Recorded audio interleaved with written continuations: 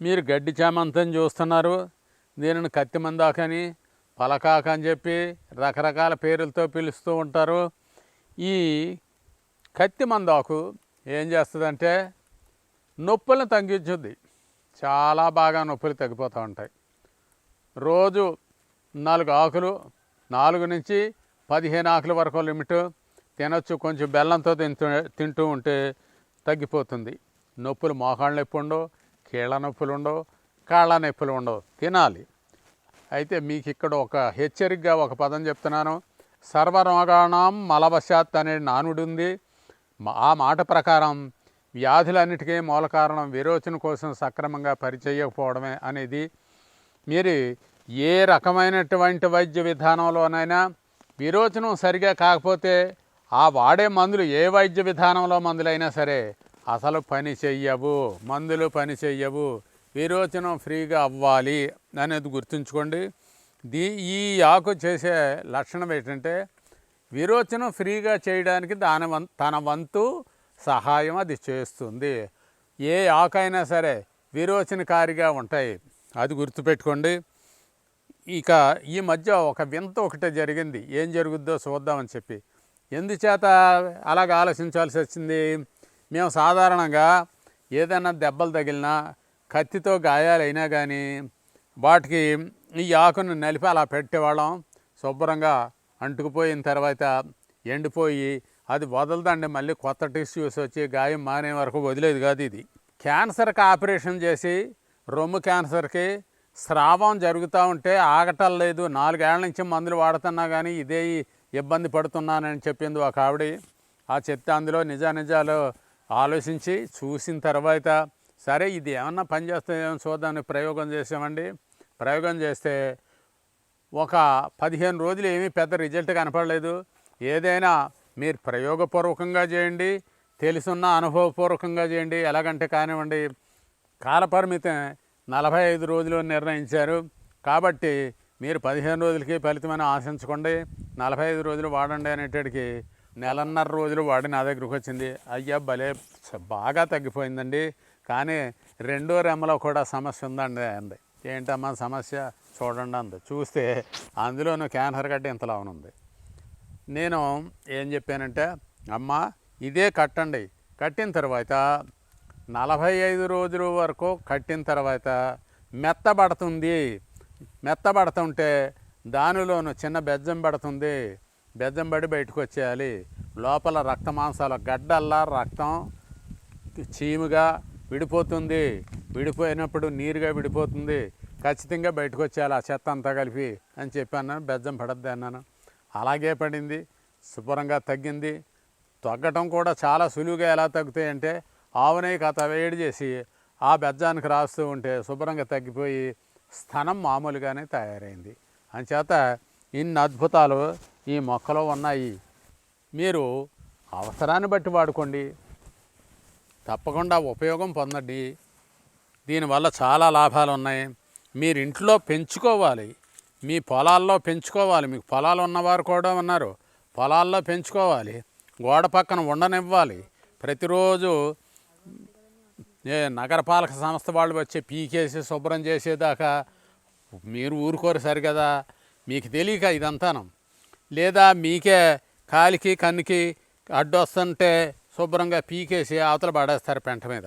అంచేత గొప్పగా ఏ డాక్టర్ కంటే తక్కువ కాదు ఇంత చిన్న మొక్క కూడా అని మీకు తెలియజేస్తున్నాను. కరక్కాయ గురించి మాట్లాడుకుందామండి. ఇప్పుడే ఇదిగో ఈ చెట్టును రాలితే కింద ఏరిన కరక్కాయలు భారతదేశం మొత్తం మీద అంతే కదండి. ఎవరైతే భారతీయులు ఇతర దేశాల్లో ఉన్నారో అక్కడ కూడా కరక్కాయలు పెద్ద ప్రసిద్ధి పొందినాయి. కరక, తాళి, ఉసిరి అనేటటువంటి 3 కాయల్ని బ్రహ్మ, విష్ణు, మహేశ్వరులుగా పూర్వీకులు మన ఋషీశ్వరులు ముందు చరక మహర్షి పోల్చారు. ఆరోగ్యం విషయంలో బ్రహ్మ, విష్ణు, మహేశ్వరులు సృష్టికి మూలం ఎలాగో ఆరోగ్య సృష్టికి మూలము అని చెప్పి ఈ 3 కాయల గురించి చెప్పారు. నాలిక కొంచెం తల్లి చనుబాలు కుడిపినట్టుగా నాలిక మీద వేసి కొంచెం లోపలికి వెళ్ళేలా చేసినట్లయితే చేసినట్లయితే ఆరోగ్యం చక్కగా ఉంటుంది. ఇక్కడ ఒక విషయం చెప్పాలి మీకు. తల్లి గర్భాన్ని నుంచి బయటకు వచ్చే శిశువు ఆ చిన్న చిన్న తప్పటడుగులు వేసే కాడి నుంచి పెరిగి పెద్దవాడు అయ్యే కాడి నుంచి అనేక రకాల అవస్థలు దాటిన తర్వాత నిండు నూరేళ్ళు బ్రతికే వరకు కూడా ప్రకృతితో ఘర్షణ పడుతూ జీవించాలి. ప్రకృతిలో ఉండేటటువంటి అనేక జీవులతో కలిపి మనుషులతో కూడా కలిపి మనుషులు కూడా ఘర్షణ పడుతూ జీవించాలి. ఘర్షణ అనేది యాంత్రిక ఘర్షణగా తయారవుద్ది మన శరీరంలోనూ, మన మైండ్లోనూ, మన జీవశక్తులు ఉండే కణాల్లోనూ కూడా. ఇవి యాంత్రిక ఘర్షణ. ఆ విధమైన ఘర్షణ అంటే మీకు తెలిసే ఉంటుంది, యంత్రాలతో నడిపే వారికి తెలుస్తుంది యాంత్రిక ఘర్షణ అనేది. ముందుకి వెనక్కి చక్రాలు తిరుగుతూ ఉంటేనే తప్ప ముందుకు నడవదు బండి. వెనక్కి నడుస్తుంది ఒక చక్రం, ఒకటి ముందుకి నడుస్తుంది. ఆ బెల్టుల్లో కానీ ఇతరత్ర ఆ పన్నులో పన్ను పడ్డప్పుడు కానీ అలా నడుస్తూ ఉంటుంది. అది అందరికీ తెలిసిందే. అటువంటి యాంత్రిక ఘర్షణ జరుగుతూ ఉన్నప్పుడు జీవితం సాగుతూ ఉంటుంది. ఆరోగ్యం అనారోగ్యం మధ్య జీవితం సాగుతూ ఉంటుంది. ఇది ఒకటి బాగా గుర్తుంచుకోవలసిన విషయం. దానికి చంటి బిడ్డకి ఎంత గొప్ప చేసేది పెద్దవాళ్ళకు కూడా అంతే గొప్ప చేస్తుంది. కాకపోతే డోసులు తేడా అనమాట.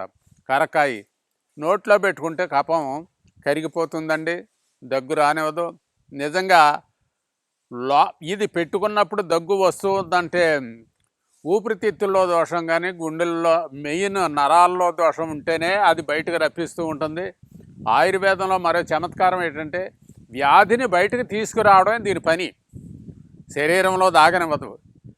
ఇంగ్లీష్ వైద్యంలో ముఖ్యంగా అల్లోపతిలో వ్యాధిని లోపలికి గెంటి తాత్కాలికంగా లాభాన్ని చేకూర్చడమే.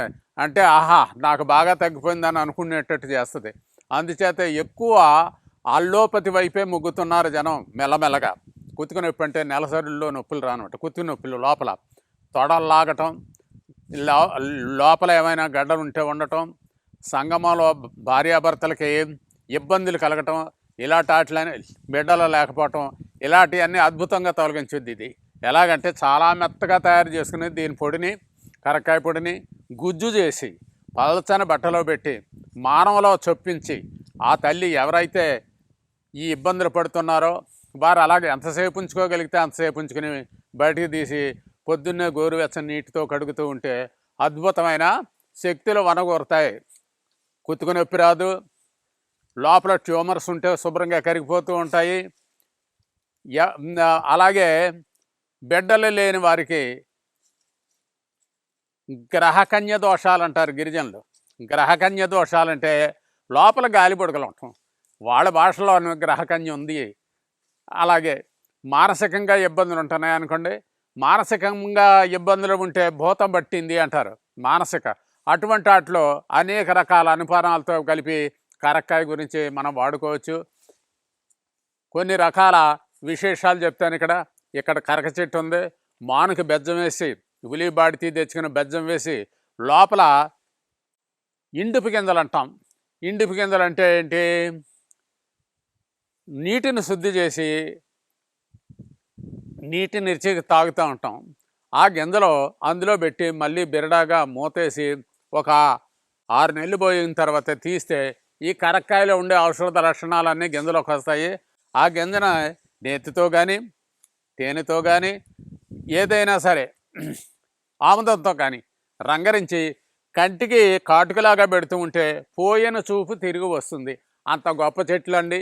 ఏ చెట్టు దగ్గరికి వెళ్ళినా ముందు మీరు భక్తిభావంతో నమస్కారం చేసుకుని మీరు కావాలనుకున్నది మీకు ఏదైతే లోటు ఉందనుకుంటున్నారో శరీరంలో ఆరోగ్యం ఏది కోరుకుంటున్నారో ఒక్కసారి అది బాగు చేయి తల్లి అని చెప్పి ప్రార్థించి తీసుకున్నట్లయితే తప్పక ఫలితం చేకూరుతుందని చెప్పి గిరిజనులు నమ్ముతున్నారు.